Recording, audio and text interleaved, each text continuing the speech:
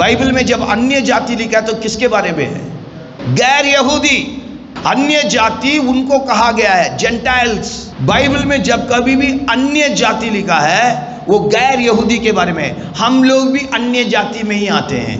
इसका मतलब ये मत सोचिए छोटी जात है बड़ी जात है, ऐसा नहीं। प्रभु के नजर में सारी दुनिया के लोगों को दो हिस्से में है, एक यहूदी हैं, दूसरा गैर यहूदी हैं। क्योंकि यहूदी लोग पवित्र कौम है इस धरती में।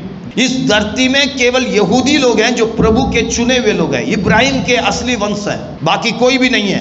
इसलिए प्रभु की नजर उनके ऊपर खास है। यहूदियों के साथ कुछ होता तो उसका असर पूरी दुनिया में पड़ेगा। अब दुनिया के अंत की बातें भी उन्हीं से जुड़ी हुई है। इसलिए यहूदियों से हमें कभी नफरत नहीं करना है, उनके विरुद्ध में कभी नहीं आना है, और यहूदियों का विरोध करने वालों का हमें कभी साथ देना ही नहीं है, चाहे वो कोई भी हो।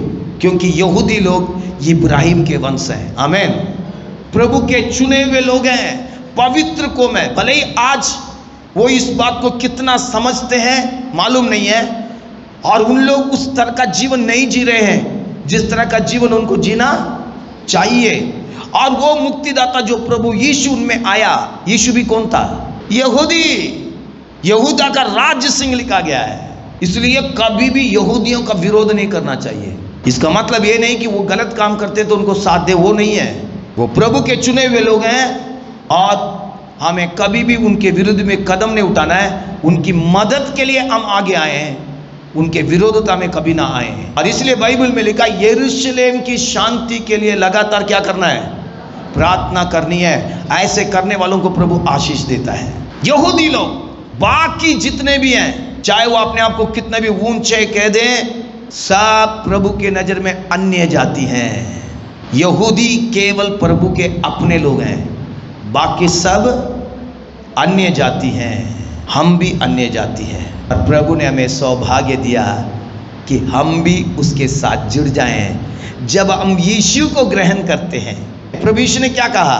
जितनों ने मुझ पर विश्वास किया और मुझे ग्रहण किए उनको मैं अपनी संतान होने का अधिकार देता। तो आत्मिक तौर से हम क्या हो गए? यीशु की संतान हो गए।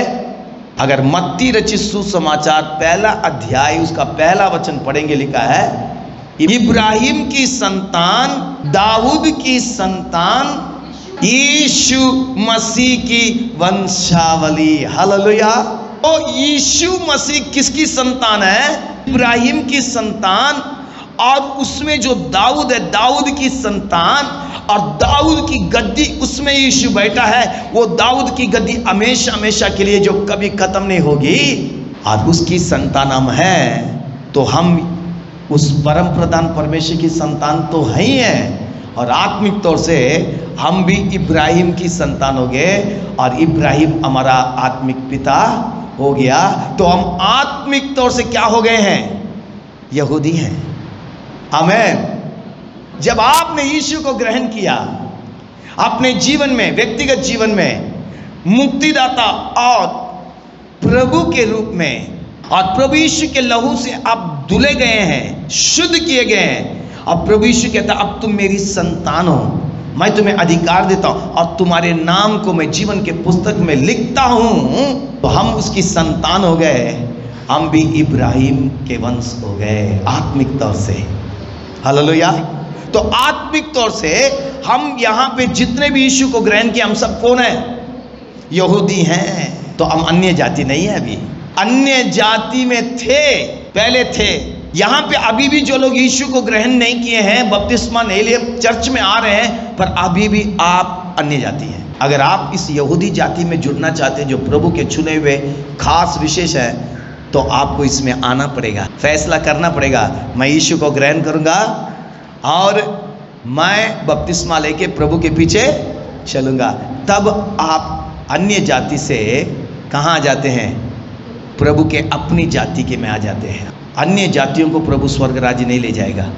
क्या प्रभु अनजान व्यक्ति को, अन्य जाति को स्वर्ग में ले जाएगा? नहीं ले जाएगा। प्रभु अपने ही लोगों को ले जाएगा। जब हम यीशु को ग्रहण करते हैं, प्रभु हमें अपना बनाता है, हम उसके हो जाते हैं, हम आत्मिक तौर से यहूदी हो गए। हालेलुया।